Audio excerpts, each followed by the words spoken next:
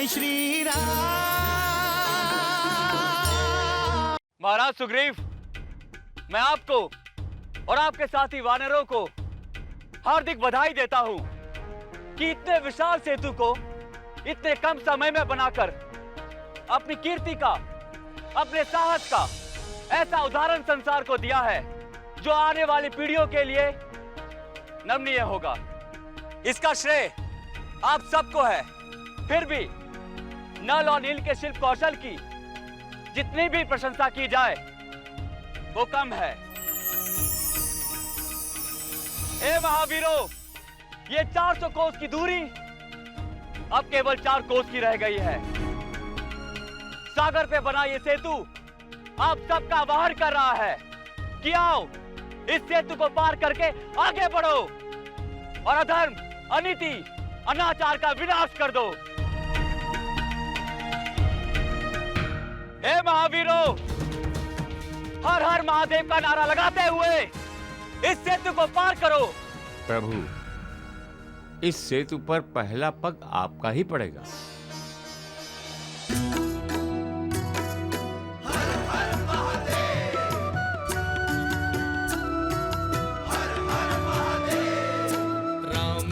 चले हैं सेना सजाए के, राम जी चले हैं सेना सजाए के। अरे हो रावण को लक्ष्य कर निकले हैं रघुवर, रावण को लक्ष्य कर निकले हैं रघुवर। शंभु को मनाए के, सिंधु को मनाए के, राम जी चले हैं सेना सजाए के।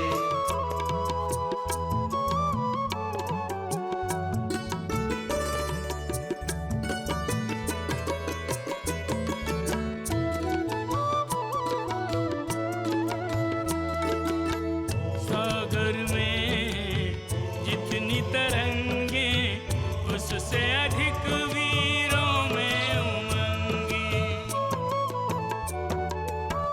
कट कटाए मर कट भट भारी, कुछ ध्वजाधारी तो कुछ गदाधारी, कुछ ध्वजाधारी तो कुछ गदाधारी।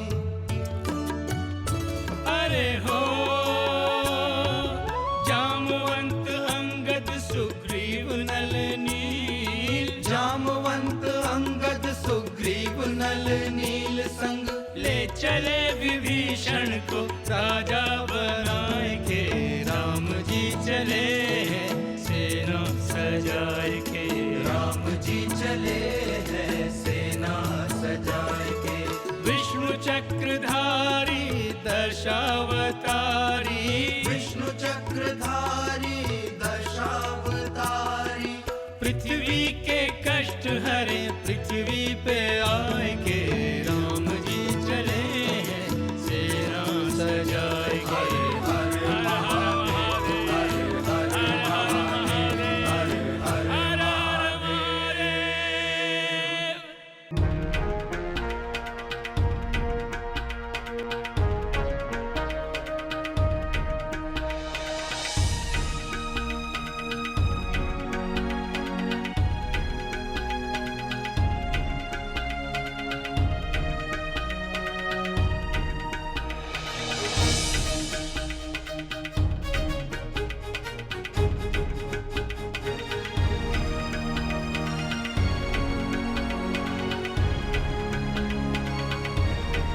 हमारी सेना की छावनी आपकी अच्छी सूझबूझ का परिचय दे रही है महाराज सुग्रीव।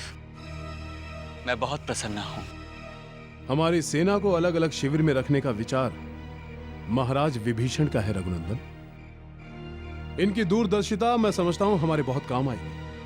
इनका विचार है यदि शत्रु को हमारी किसी भी दुर्बलता का पता चले और हम पर आक्रमण कर दे तो दूसरी ओर अलग अलग टुकड़ियों में बटी हुई हमारी शिविर वाली सेना हमारी घिरी हुई टुकड़ी की सहायता कर सकती है, क्योंकि शत्रु का आक्रमण हमारी सेना की एक टुकड़ी पर होगा और केवल एक ही ओर से होगा। मित्र, आप तो युद्ध में रुचि रखते ही नहीं हैं। आप तो भक्ति की साधना करते हैं। फिर युद्ध नीति का ज्ञान कैसे? प्रभु, त्रिलोक विजेता रावण का भाई हूं। वो रावण जो तलवार के बल पर राज करता है।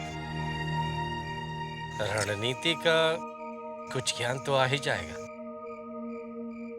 महाराज सुग्रीव, विनम्रता इनका आभूषण है। सेना के संचालन में इनकी राय हमारे लिए उपयोगी रहेगी। रघुनंदन, आप चिंता ना करें। इनके परामर्श के बिना सेना को कोई आज्ञा नहीं दी जाएगी।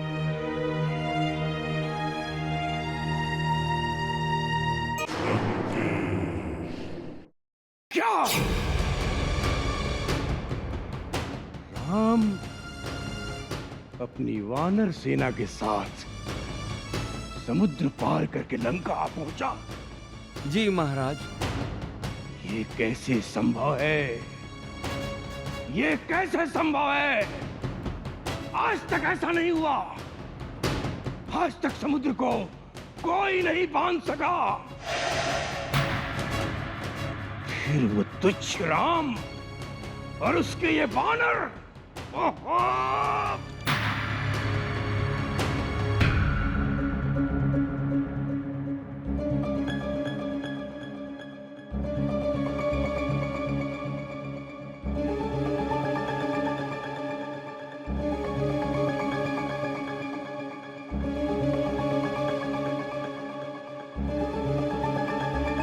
राम लंका पहुंचा है। ये संदेश सीता तक पहुंचने के पहले सीता मेरी हो जानी चाहिए।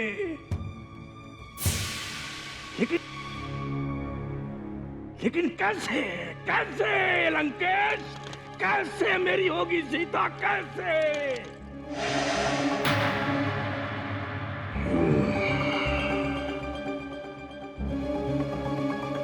यदि राम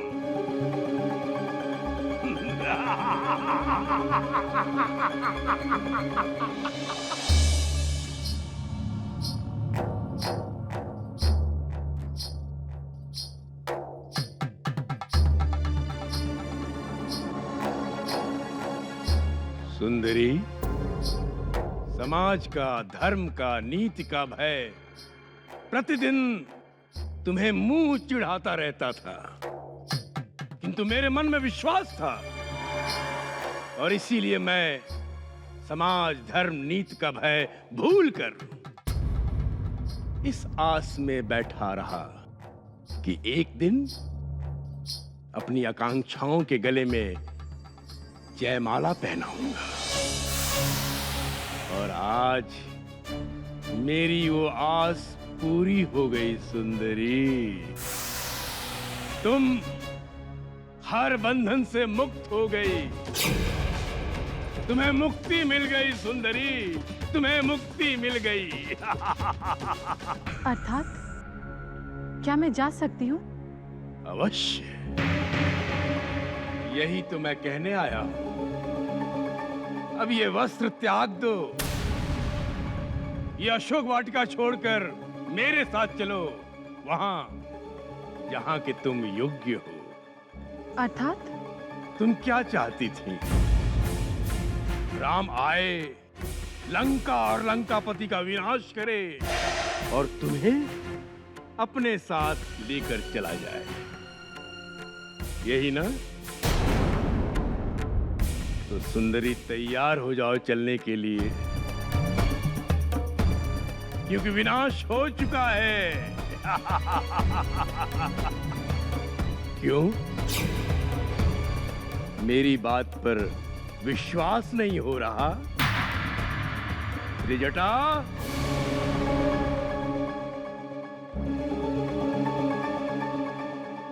भेंट दिखाओ सीता को। सीता को मेरी भेंट का आनंद लेने दो। जी लंकेश।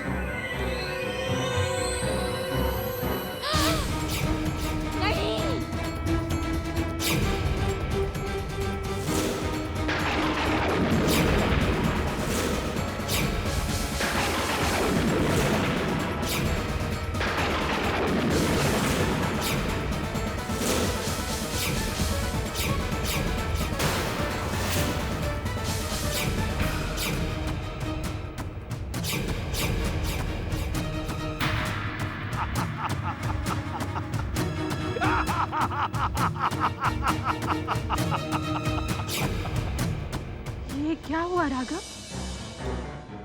हर पल अपने साथ रखने वाले अपनी अर्धांगिनी को अकेला छोड़ गए।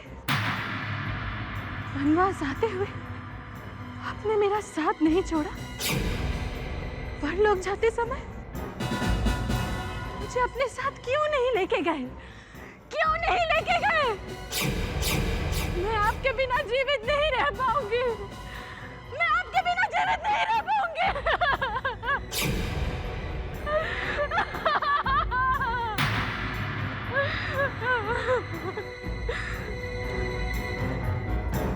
पापी, तूने मुझसे मेरा पति छीना है।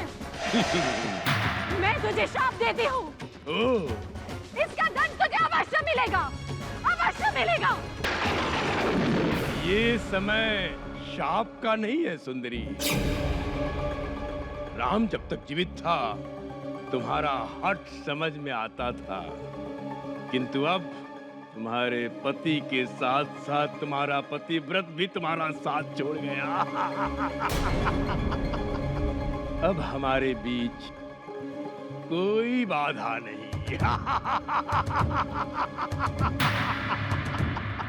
जीवन का एक एक पल आनंद लेने लायक है सुंदरी। इसे व्यर्थ न गवाओ। आओ सुंदरी। पापी, अधर्मी, अनाचारी, ये सीता राम की है और राम सीता की। दोनों कभी अलग नहीं हुए और ना कभी होंगे। मैं मृत्यु देवता का आह्वान करके उन्हें अपना ये शरीर सौंप दूंगी। महाराज की जय हो। क्या है? युवराज इंद्रजीत मंत्रिमंडल के सदस्यों के साथ आपकी प्रतीक्षा कर रहे हैं।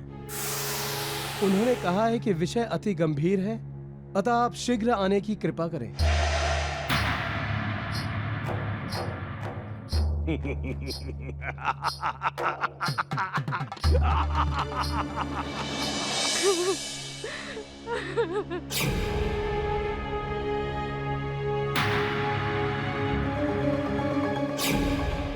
ये क्या हुआ माता त्रिजटा? पुत्री सीता, ये सर प्रभु श्री राम का नहीं था, माया का बनाया हुआ था। दशानन के सामने मैं कुछ नहीं बोल सकी। तुम चिंता मत करो, प्रभु श्री राम सकुशल हैं और वो लंका पहुंच गए हैं। सच माता? वो लंका पहुंच गए? कहते हैं जो आज तक किसी ने नहीं किया वो प्रभु श्री राम ने कर दिखाया है। 400 कोस के समुद्र पर सेतु बांध दिया है उन्होंने और अपनी विशाल वानर सेना के साथ वो इस पार आ पहुंचे हैं।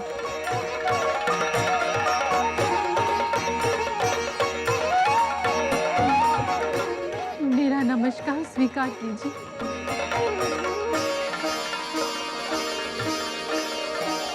सीते,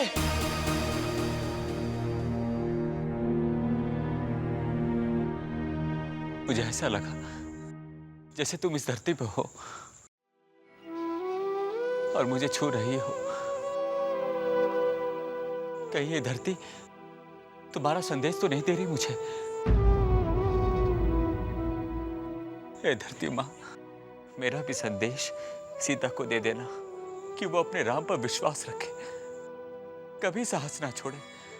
मैं शीघ्र अतिशीघ्र सीता को लेने अवश्य आऊंगा, अवश्य आऊंगा। माता त्रिजटा, सुना आपने? ये आवाज सुनी आपने? ये रघुनंदन की आवाज थी। अब शीघ्र वो मुझे यहाँ से मुक्त कराने आएंगे। अंततः मेरी प्रतीक्षा का अंत अब होने का समय आ गया है माता। और क्या कह रही थी तुम सभी? मेरे रघुनंदन समुद्र के उस पार से अयोध्या लौट जाएंगे? नहीं गए। मेरे रघुनंदन अयोध्या वापस नहीं गए हैं। उन्होंने मेरे विश्वास का सम्मान किया है। सारी कठिनाइयों का सामना करते हुए पूरी वानर सेना के साथ वो समुद्र पार करके लंका पहुंच चुके हैं। अब दुष्ट रावण और उसकी मृत्यु के बीच की दूरी अधिक नहीं रह गई है। धीरे धीरे मृत्यु उसकी निकट आ रही है। सूर्यास्त हो रहा है माता त्रिजटा। यदि दुष्ट रावण अपनी आंखों से अहंकार का पर्दा हटाकर देखे तो उसे भी ये ज्ञात होगा कि तेजस्वी सूर्य भी अस्त होता है। परंतु लंकेश का अस्त कभी नहीं होगा महारानी, कभी नहीं। लंकेश वो सूरज है जो केवल उदय होता है, अस्त नहीं। महाराज विभीषण। जी प्रभु। कभी कभी अहंकार सत्य और असत्य में भेद नहीं कर पाता है, परंतु जब रावण का अहंकार टूटेगा तब साथ ही साथ उसका भ्रम भी टूट जाएगा। माता त्रिजटा, जब रावण का भ्रम टूटेगा तब स्वयं रावण भी टूट जाएगा। लंकेश कभी नहीं टूटेगा महारानी, लंकेश कभी नहीं टूटेगा। मेरे शत्रु जिसे मेरा भ्रम समझते हैं वो मेरा आत्मविश्वास है, और लंकेश का आत्मविश्वास ही लंकेश का बल है, सामर्थ्य है। मैं भ्राता श्री दशानन की मानसिकता अच्छी तरह से समझता हूँ कि अब वो विजय प्राप्त करने के लिए कुछ भी करेंगे। अधर्म से युद्ध करना ही राक्षसों का धर्म है प्रभु, अतः हमें सदैव सावधान रहना चाहिए। परंतु अब रात्रि हो चुकी है महाराज विभीषण, और सूर्यास्त के बाद तो युद्धबंदी होती है। वो नियम धर्म युद्ध का है प्रभु, और भ्राताश्री ने तो किसी नियम का पालन किया ही नहीं है। मुझे भय है प्रभु कि मायावी इंद्रजीत रात्रि में ही आक्रमण करेगा। वानरराज, महाराज विभीषण की चिंता विचारणीय है, इसीलिए रात्रि के समय भी अपने सैनिकों को आदेश दीजिए कि वो सतर्क रहें। यदि राक्षसों ने आक्रमण किया तो रघुनंदन हम उन राक्षसों का विनाश कर देंगे।